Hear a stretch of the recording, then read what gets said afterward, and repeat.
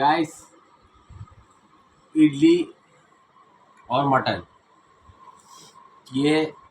ഇതാണ് ഏറ്റവും വലിയ സംഭവമായിട്ട് ആസിഫ് അലി, ജാൻവി കപൂർ, അതിന് ശേഷം ഞാൻ. അപ്പോൾ അതൊന്ന് ടേസ്റ്റ് നോക്കാൻ വേണ്ടിയിട്ടാണ്, വീട്ടിലെല്ലാം ഉണ്ടാക്കിയിട്ടുള്ള പ്രയോഗമാണ്.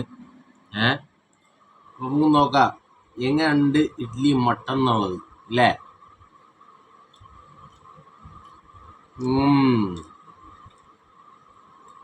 ഗ്രേവി വൈസ് കറക്റ്റാണ്. ഇനി നമുക്ക് കുറച്ച് പീസ് എടുത്തിട്ട് ചെക്ക് ചെയ്ത് നോക്കാം അല്ലേ.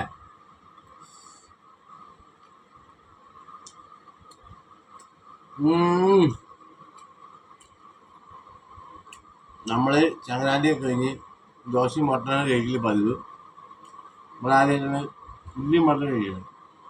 അപ്പോൾ ഇനിയിപ്പോൾ ആസിഫ് അലിയും ജാൻവി കപൂറെന്ന് പറഞ്ഞുകൊണ്ട് നമ്മളിത് കഴിക്കാണ്ടിരിക്കണ്ട.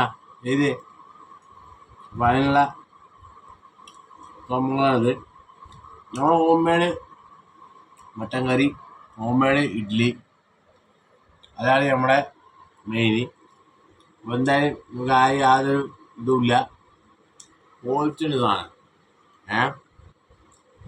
സംഭവം സാധനമാണ്. ഓക്കെ, ഇതാണ് ഗൈസ്.